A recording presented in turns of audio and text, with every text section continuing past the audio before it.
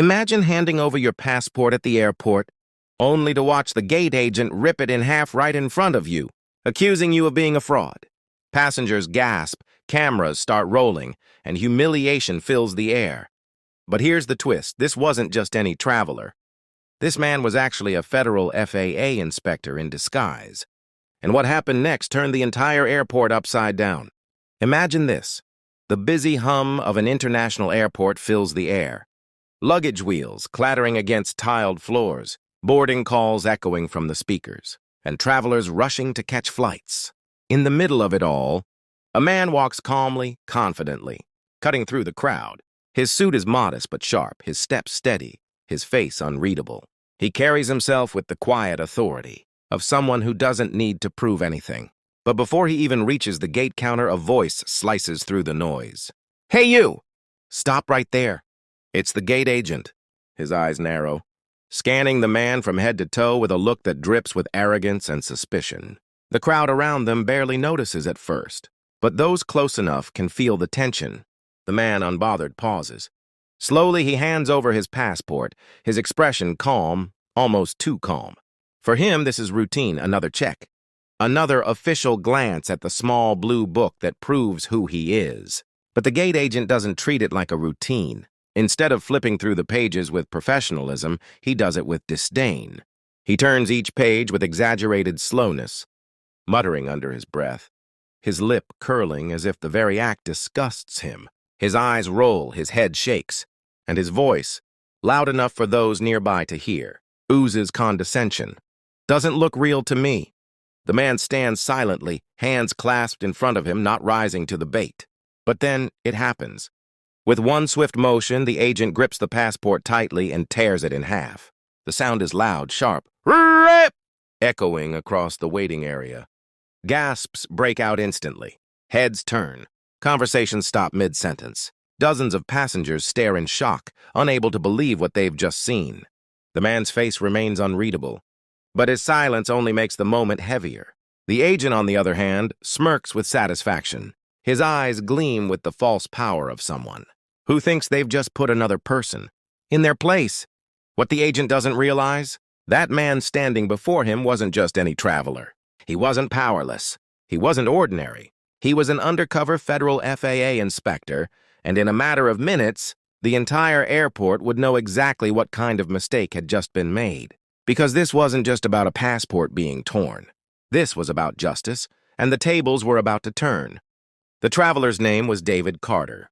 To the casual eye, he looked like just another weary businessman making his way through the airport, someone who had probably sat through too many meetings, caught too many flights, and just wanted to get home.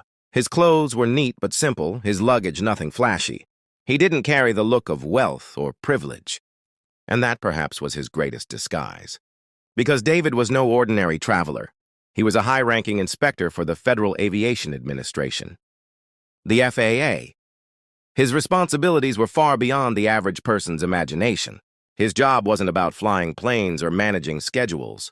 It was about something far more important, accountability.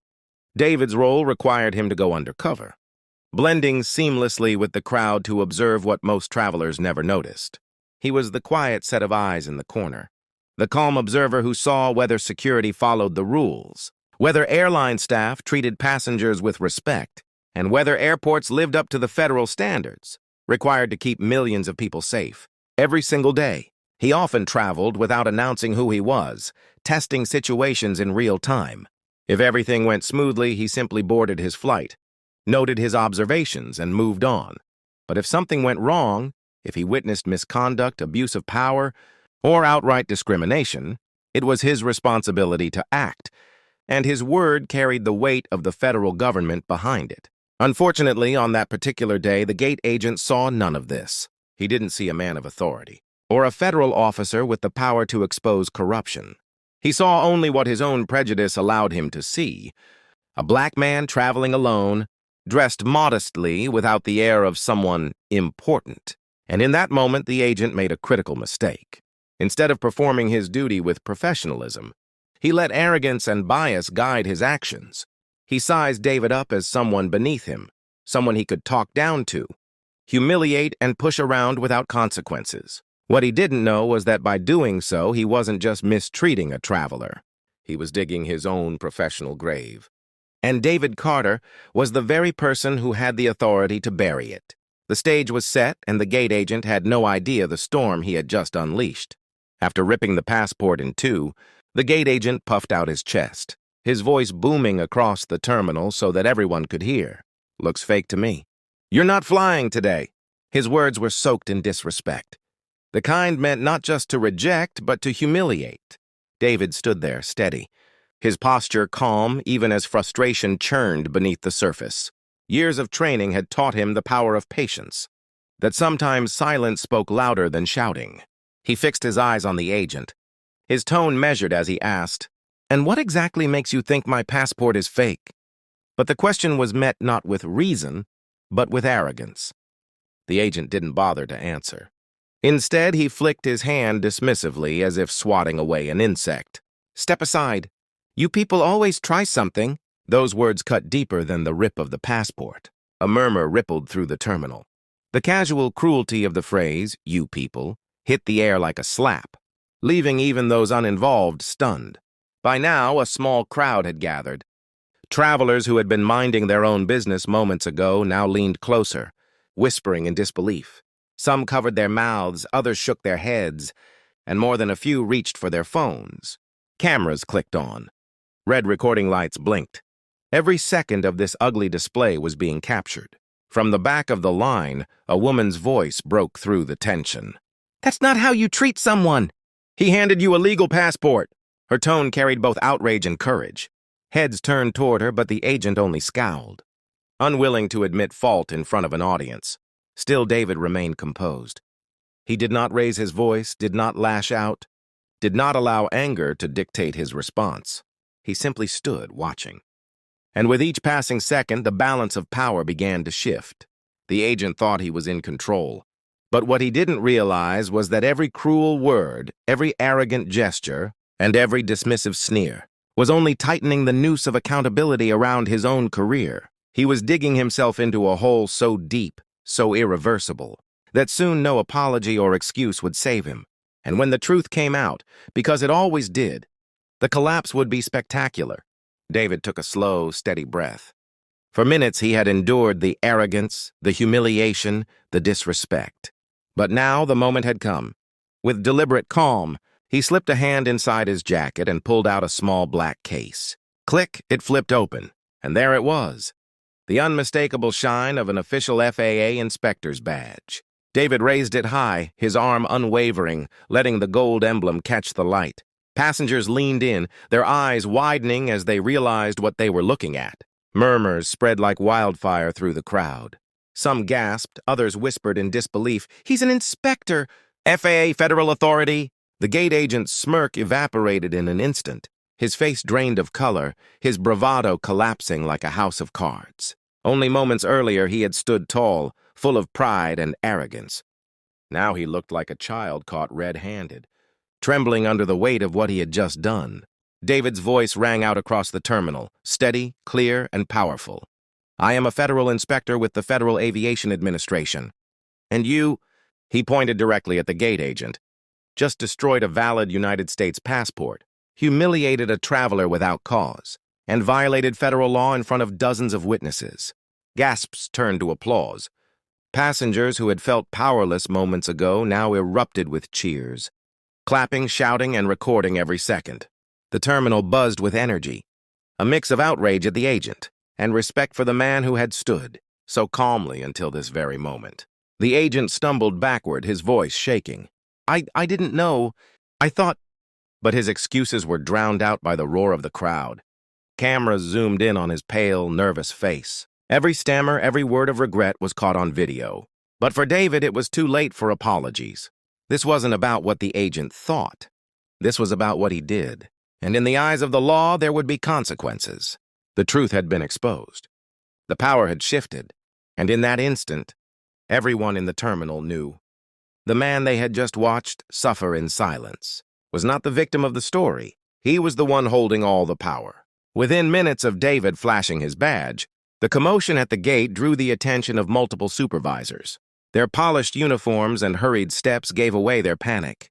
They approached with forced smiles, their voices dripping with rehearsed politeness.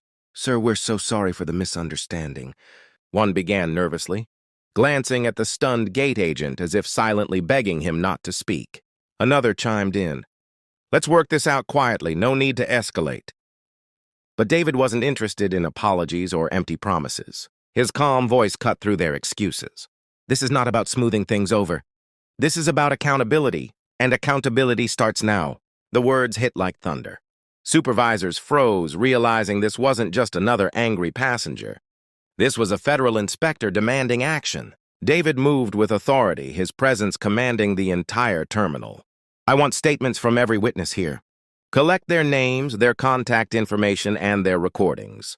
The ripped passport," he held up the torn remains, "is now federal evidence, and every video these passengers have captured will also be submitted."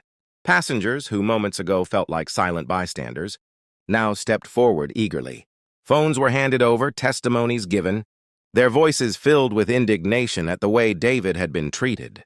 It was no longer just his fight, it was everyone's. Then came the real shock. 2 uniformed security officers arrived.